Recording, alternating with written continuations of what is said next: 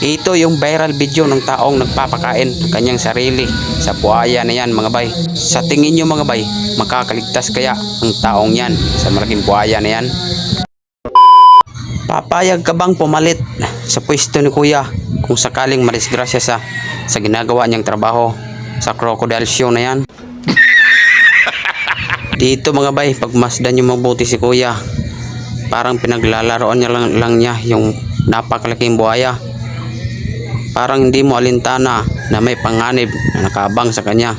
Dito mga bay, pagmasdan nyo, kasi isusubo ni kuya yung kanyang kamay sa baba ng buhaya. Kita nyo naman yung buhaya mga bay, parang agresibo at talagang napakatapang. Tingnan nyo. Yun, munti ka nang mahuli yung kamay ni kuya. Pero hindi pa sapat yun mga bay, titirahin pa ulit ni kuya yan. Ayun. Oh, may slow mo. Ayun. Nako kuya, kung nagkamali ka ng hila ng kamay mo, pungkol ka na ngayon.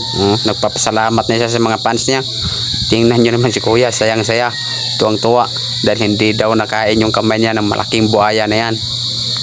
Pero kung sa tingin nyo tapos na si kuya, nagkakamali kayo. Hindi pa tapos yung si kuya, kasi sawang sawa na si kuya sa buhay niya, kaya maghihila pa yan ng malaking buhaya. Tingnan nyo mga bay. Ayun no. Oh, napakalaking buhaya yan.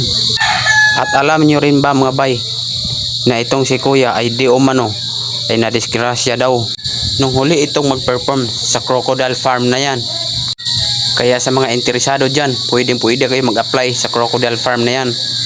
At ayan na nga mga bay, hinihila na ni kuya yung napakalaking buhaya. Para bang nanghihila lang si kuya ng laruan na buhaya. Tingnan nyo mga bay, buhaya oh, laki ng mga brasong buhaya na yan mga bay oh. At ang sikreto pala dyan mga bay, para hindi maging agresibo yung buhaya na yan, minuto yan pinapaliguan nila para maging malamig yung ulo nila mga bay. At dito panoorin natin si kuya kung ano naman kabulastugan ang gagawin niya sa malaking buhaya na yan. O di ba? Kita niyo naman si kuya mga bay. O, pinapaliguan niya naman yung buhaya para manatiling malamig ang ulo ng buhaya na yan mga bay, para hindi maging agresibo.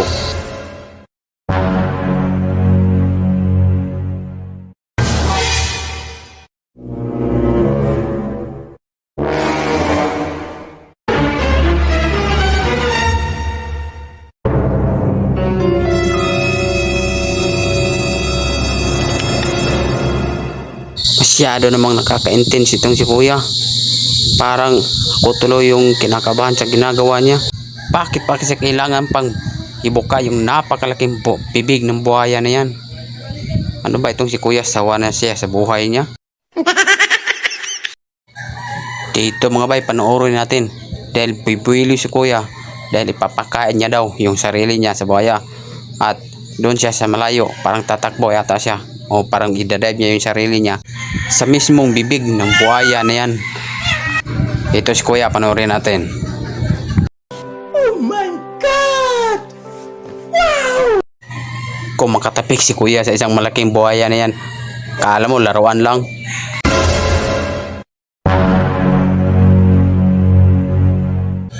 Ayan na, tumatakbo na si kuya.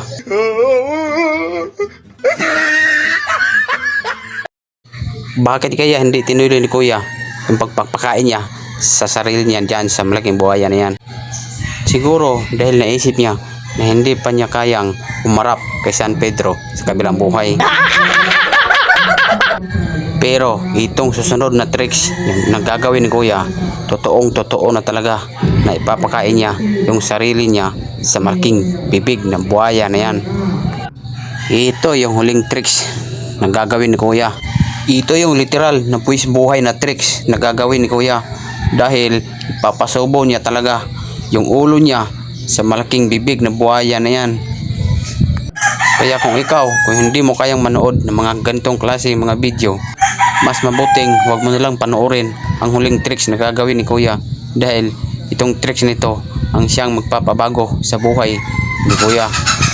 Tingnan nyo naman mga bay, tinuturo pa niya yung malaking bibig ng buhaya na yan.